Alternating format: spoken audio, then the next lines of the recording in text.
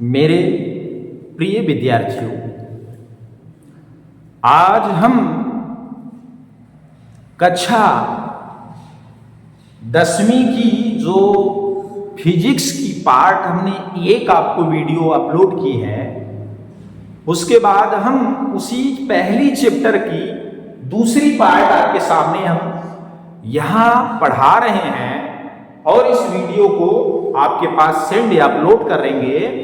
उसको बड़े ध्यान से समझिए और बड़े सरलता से, सुगमता से याद भी कर लेंगे।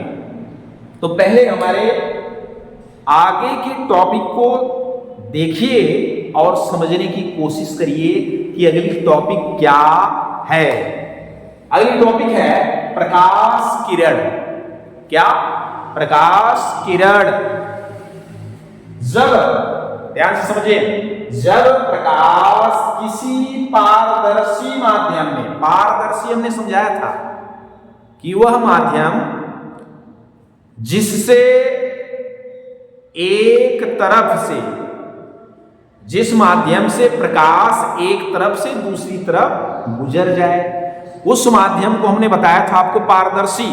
उसी की बात की जा रही है। जब प्रकाश किसी पारदर्शी माध्यम में सरल रेखा में गमन करता है, तब प्रकाश का उस पथ को प्रकाश किरण कहते हैं। क्या? प्रकाश किरण कहते हैं। जैसे कि अगर इसके लिए अगर हम डायग्राम इंडिकेट करें कि मान लीजिए कोई प्रकाश, देखिए इसके बीच में ही हम आपको बता दे रहे हैं, ये प्रकाश की कोई किरण है, अर्थात प्रकाश है। प्रकाश किरण तो डिफाइन होगा, उसके बाद प्रकाश देखिए ये चल रही है किसी पारदर्शी माध्यम में। मान लीजिए इस वातावरण में वो गुजर रही है, तो ये गुजरने से इसके एक मार्ग और एक पथ तैयार है, देख सकते हैं ना। तो इस पथ को ही हम क्या नाम देते हैं? प्रकाश किरण। देख सकते हैं। तो ये हुआ आपका प्रकाश किरण डिफाइन। अब आइए दूसरी हेडिंग है इसकी जस्ट बाद की, प्रकाश पुंज। प्रकाश पुंज।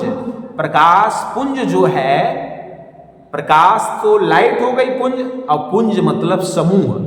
जब ढेर सारे प्रकाशों का एक ही जगह जमावड़ा हो जाए, मतलब मिलन हो, संयोजन हो, तो वो पुंज के रूप में गिना जाएगा। डिफाइन कैसे हमने किया उसको समझिए कि प्रकाश किरणों के समूह को, हमने बताया ना, प्रकाश किरणों की जहां पे संयोजन होता हो, उनका समूह ज्यादा बनता है एक ही जगह, तो प्रकाश किरणों के समूह को प्रकाश पुंज कहते हैं। सिंपल से, छोटे वे में प्रकाश पुंज क्या है? प्रकाश किरणों के समूह को प्रकाश पुंज कहते हैं। अब आगे देखते हैं कि प्रकाश पुंज के प्रकार। प्रकाश पुंज के प्रकार अगली हेडिंग है, और आप लिखेंगे कि प्रकाश पुंज 3 प्रकार की होती है जो निम्नवत है। कौन कौन? एक अभिसारी प्रकाश पुंज, दूसरा अपसारी प्रकाश पुंज, और तीसरा जो है वो समांतर प्रकाश पुंज होगा। तो पहले हम अभिसारी प्रकाश पुंज की बात करते हैं। जब प्रकाश की समस्त किरणें, ध्यान दिया, जब प्रकाश की समस्त किरणें एक ही बिंदु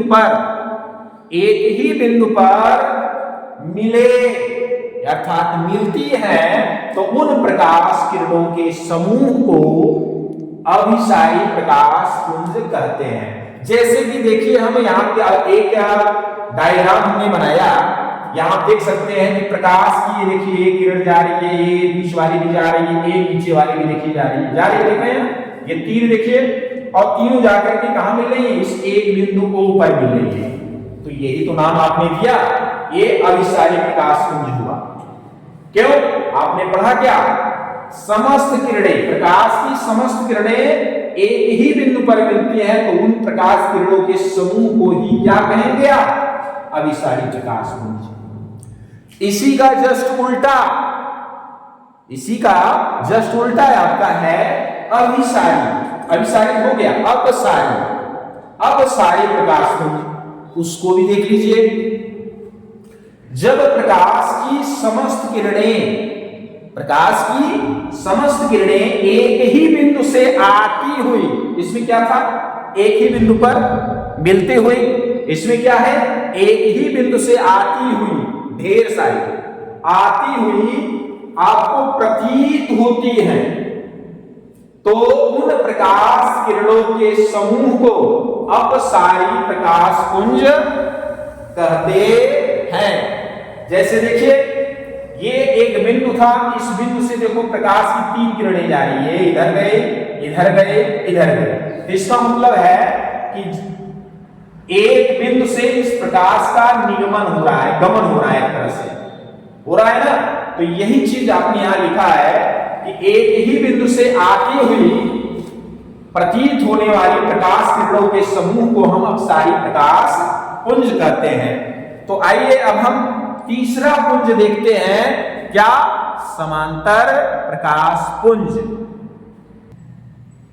आइए तीसरा देखते हैं, समांतर प्रकाश पुंज।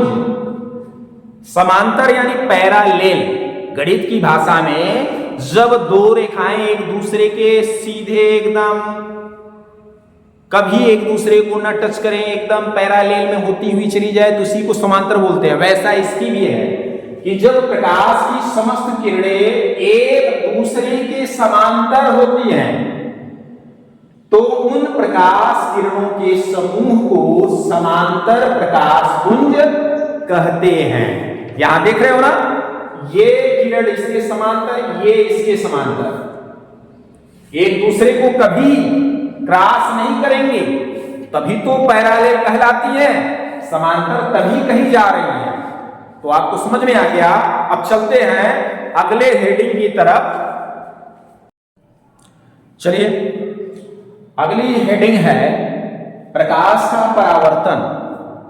प्रकाश का परावर्तन हम पहले छोटे शब्दों में आपको बताते हैं कि प्रकाश का परावर्तन क्या है या किसे कहते हैं। जब प्रकाश की किरण किसी तल से टकराती है या टकराए और टकराकर वापस लौट जाए, तो ये टकराकर वापस लौटना ही क्या है? परावर्तन। ये तो छोटा है, ये शॉर्टकट में हुआ ना। थोड़ा इसको एक्सप्लेन करते हैं तो थोड़ा लंबा हो जाए, जिसको लिखने से तुम्हें 1-2 नंबर मिले, तो उसके लिए क्या है, थोड़ा इसी में माध्यम वगैरह ऐड करिए। क्या कि जब प्रकाश की किरण पहले माध्यम से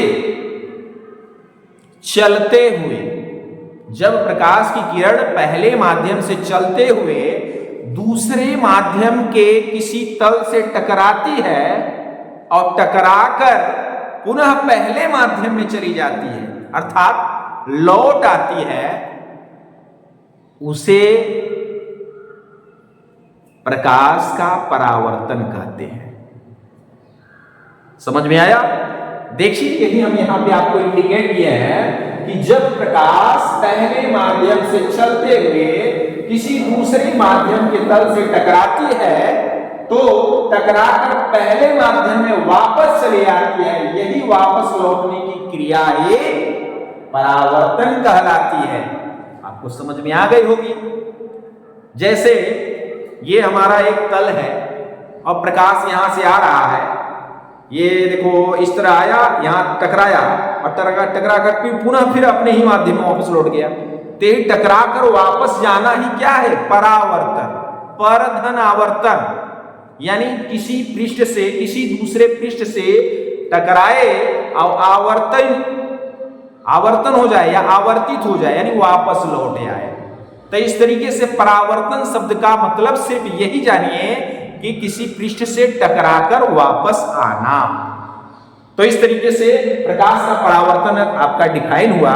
अब हम देखते हैं प्रकाश के परावर्तन से संबंधित कुछ और भी परिभाषाएं हैं जो आपको आगे की हेडिंगों में सहायक हो सकती हैं। आइए देखते हैं एक डायग्राम के थ्रू, जैसे कि हम ये प्रकाश का परावर्तन ही इंडिकेट करें इसमें। तो देखिए ये ए बी किरण है, देख रहे हो ना।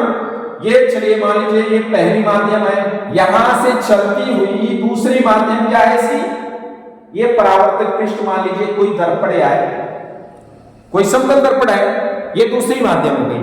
तो पहले माध्यम मान लीजिए यहां कुछ भी मान लीजिए, एयर मान लीजिए, हवा मान लीजिए, चाहे कुछ भी।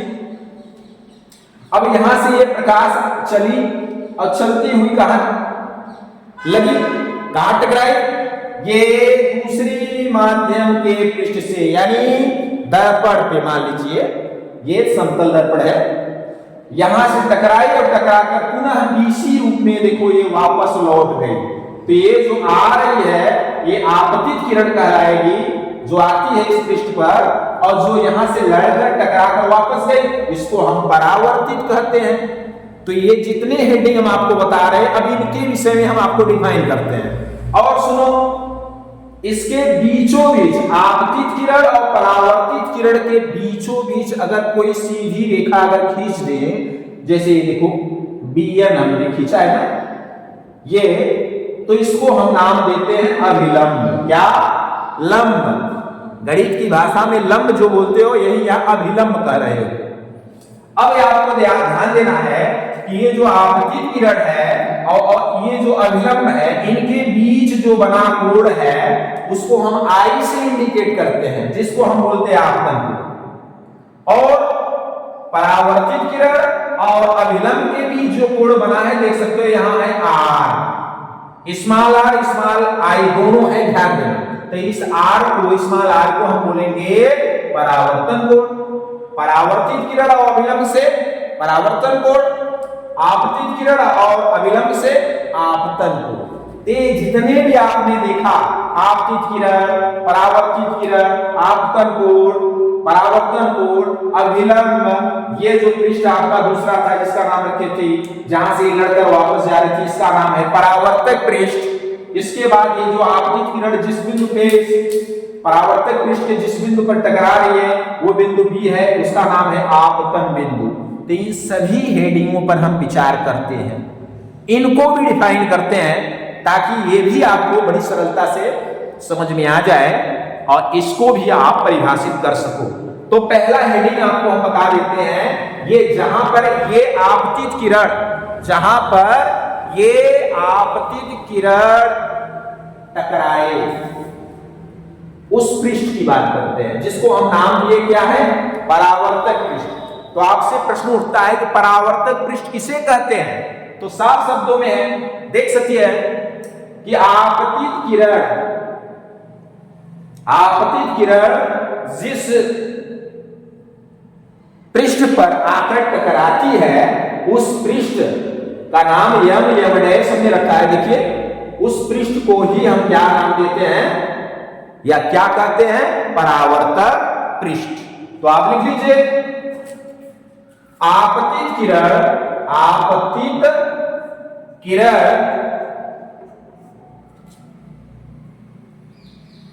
जिस पृष्ठ से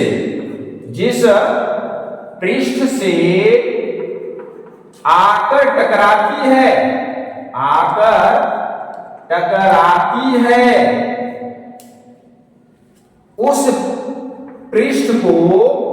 उस पृष्ठ को आपतित पृष्ठ नहीं, ध्यान दीजिए, उस आपतित किरण जिस पृष्ठ से आकर टकराती है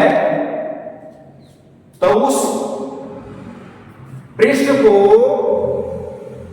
परावर्तक पृष्ठ कहते हैं। उस पृष्ठ को परावर्तक पृष्ठ कहते हैं। इसे यम डैश से प्रदर्शित करते हैं, प्रदर्शित करते हैं। ये हो गई आपकी पहली हेडिंग। दूसरी हेडिंग चलिए हम ले लेते हैं आपतित किरण को। दूसरी क्या है? आपतित किरण। आपतित किरण। आपतित किरण क्या है? तो हमने अभी बताया, फिर भी सुनिए। आपतित किरण क्या है? प्रकाश की वह किरण जो आपतित होती है कहां? परावर्तक पृष्ठ पर। अर्थात प्रकाश की वह किरण जो परावर्तक पृष्ठ पर आपतित होती है उसी को हम आपतित किरण कहते हैं। क्या? प्रकाश की वह किरण जो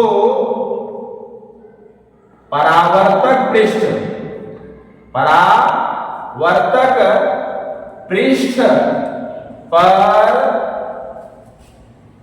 आपतित होती है, आपतित होती है, उसे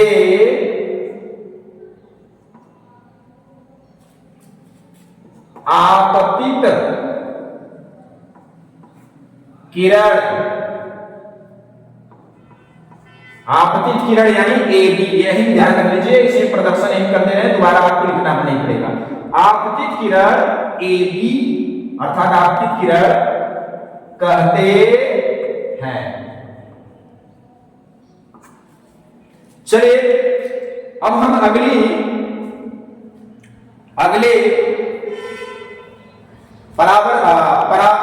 आपतित किरण हो गया, परावर्तित किरण की तरफ चलते हैं। चलिए तीसरी नंबर देखते हैं, परावर्तित किरण। कौन सी? परावर्तित किरण क्या है? वह प्रकाश किरण, प्रकाश की वह किरण या वह प्रकाश किरण जो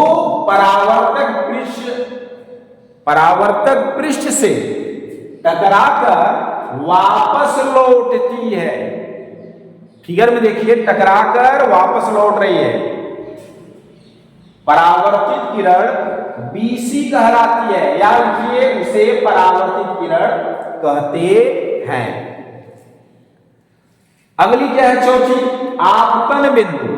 आपतन बिंदु। आपतन बिंदु क्या है? जिस वो देखे ना, आपतित किरण जो आपतित किरण थी वो आकर के जिस बिंदु पे टकरा रही थी, B पे देखो, आकर B पे टकराई थी, तो उसी वही लिखा है कि आपतित किरण परावर्तक पृष्ठ के जिस बिंदु पर आकर टकराती है उस बिंदु को आपतन बिंदु, अब B से दर्शा रहे थे, यहां पे B इंडिकेट कर दिया है, आपतन बिंदु कहते हैं। तीसरा के बाद चौथा देखिए, अभिलंब। अभिलंब आपने देखा था ना, जो बीचों बीच आपतित किरण और परावर्तित के बीचों बीच जो हमने डाट कर खींचा है, BN, वही है। तो वही आपका परिभाषा भी है, आपतन बिंदु से परावर्तक पृष्ठ के लंबवत। परावर्तक पृष्ठ ऐसे है और आपतन बिंदु B है, उसके लंबवत खींची गई रेखा अभिलंब यानी BN कहलाती है, अभिलंब कहलाती है। या यूं कहो कि आपतित किरण और परावर्तित किरण के बीचों बीच लंबवत रूप में खींची गई रेखा अभिलंब है, अभिलंब कहलाती है। अगली हेडिंग क्या है? आपतन कोण। आपतन कोण क्या है? जो आपतित किरण थी और अभिलंब था, उसके बीच में आई लिखे हो ना, देखो डायग्राम में, वही आपका आपतन कोण है, यानी आपतित किरण और अभिलंब के बीच, वही यहां पे भी लिखा गया है, आपतित किरण तथा अभिलंब के बीच बना कोण आपतन कोण कहलाता है। उसको आई से आप दर्शाए हैं, देख सकते हैं डायग्राम में। आगे क्या है? परावर्तन कोण। कौन सा? परावर्तन कोण जब प्रकाश आकर के टकराई उसके बाद वापस हो रही है, BC वाली जो किरण है, आप देखिए उसमें उसका नाम भी हमने इंडिकेट किया है, परावर्तित किरण है। यानी परावर्तित किरण और बीच में जो खींचे हो डाट डाट करके BN अभिलंब, दोनों के बीच बना कोण होता है, उसी को हम कहते हैं परावर्तन कोण। यानी परावर्तित किरण तथा अभिलंब के बीच या मध्य बना कोण परावर्तन कोण कहते हैं। इसे आर से प्रदर्शित करते हैं, स्मॉल आर, जो यहां पे हमने इंडिकेट कर दिया है। तो इस तरीके से प्रकाश के परावर्तन संबंधी ये सारी परिभाषाएं आपको अपने डिफाइन कर दी है। फिर चलते हैं अगली हेडिंग की तरफ।